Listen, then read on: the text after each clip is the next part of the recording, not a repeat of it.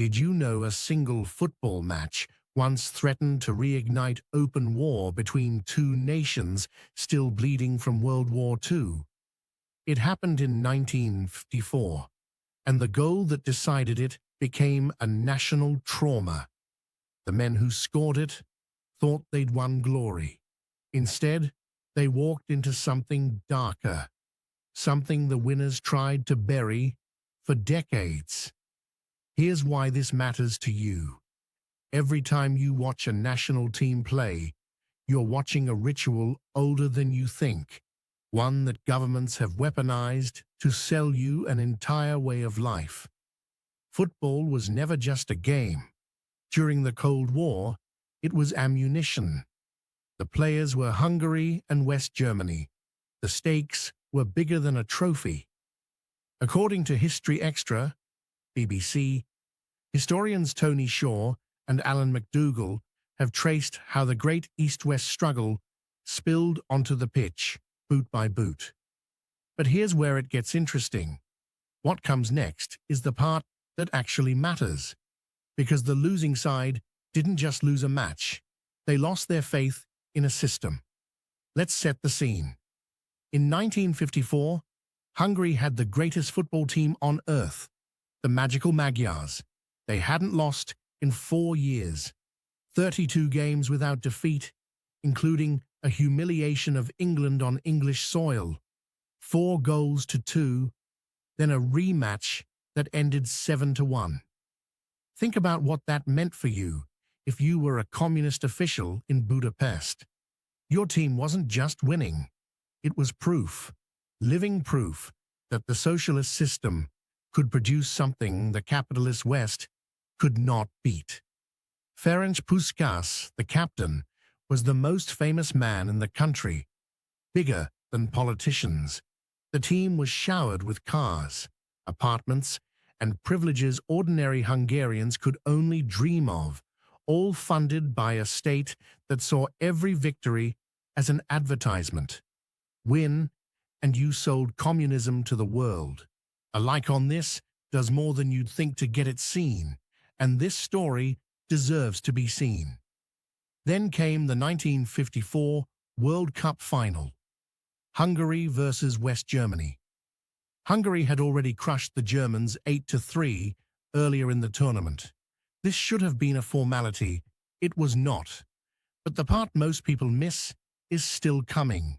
Here is the twist nobody talks about. West Germany in 1954 was barely a country. It was a defeated, occupied nation, split from the East, still crawling out of the rubble and the shame of Nazism. Germans didn't even feel German anymore. So when their team walked onto the pitch in Bern, Switzerland, they carried a wounded people behind them. The villain here isn't a person, it's expectation. Hungary was expected to win. The whole communist bloc was watching, waiting for confirmation. And in the final, Hungary went up 2-0 in the first 8 minutes. It looked over. Then West Germany did the impossible. They clawed back, 2-2, and in the 84th minute, a striker named Helmut Rahn struck the ball into the net. 3-2. Germany won.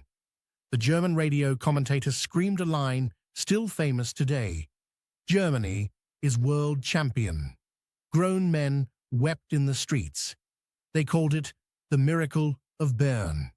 For a broken, guilty nation, it was the first moment since the war they were allowed to feel proud of being German again. Here's the personal part. That single goal did more for West German morale than years of political speeches. A ball crossed a line, and a nation started to heal. Don't drop off now. The ending ties this together. Now flip to Budapest, because this is where the story turns sinister. When Hungary lost, the country didn't mourn quietly. It erupted. Rumors spread that the team had been bribed, that they'd thrown the match, that they'd been poisoned, that traitors had sold out the nation. Angry crowds took to the streets. They marched. They smashed things. They chanted against the government. Here's what makes it chilling. Those riots after a football match were among the first mass public protests against communist rule in Hungary. People who would never dare criticize the party over politics were suddenly screaming in the streets over a lost game. The state had told everyone that winning proved the system worked. So what did losing prove? The regime understood the danger immediately. They quietly scrubbed news, managed the story, tried to calm the fury. But the crack was already there. And here is the surprising insight most history books skip entirely. Historians now argue that the anger unleashed by that 1954 defeat helped light the fuse for something far bigger. The Hungarian Revolution of 1956, when the whole nation rose up against Soviet control. A football match helped crack open a dictatorship. So remember that number. Hungary had gone 32 games unbeaten. 32. An empire of invincibility built to prove a political point. And it collapsed in 90 minutes, taking a piece of the regime's authority down with it. Ferenc Puskás, the greatest player of his generation, fled Hungary 2 years later during the revolution and never played for his country again. He defected to the West, to Spain. The living symbol of communist football became a refugee from communism. Here is exactly what happened next. West Germany used the Miracle of Bern as a founding myth of its new identity, and East Germany spent the following decades pouring resources into sport, doping its athletes in secret, desperate to win the medals that would prove its existence mattered. Football, and sport itself, stayed a Cold War weapon until the Berlin Wall fell. Both sides knew a simple truth. People will forgive a bad economy. They will not forgive losing to the enemy. Before I go, here is your historical footnote of the day. This matters because it shows how far states would go to win. In East Germany, from the 1970s onward, a secret state program called State Plan 14225 systematically doped thousands of young athletes, many of them teenage girls, with anabolic steroids, often without their knowledge. Coaches handed out little blue pills and called them vitamins. Some athletes suffered organ damage, birth defects in their children, and lifelong illness. The paperwork was hidden in Stasi files and only exposed after the wall came down in 1989.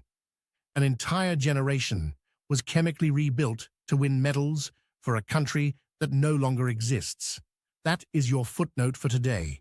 If a single goal in Bern could shake a dictatorship, imagine what else in your history books was decided on a football pitch instead of a battlefield. Tell me in the comments which Cold War story you want next. Want more like this? Subscribe to Weird History, a fresh one daily.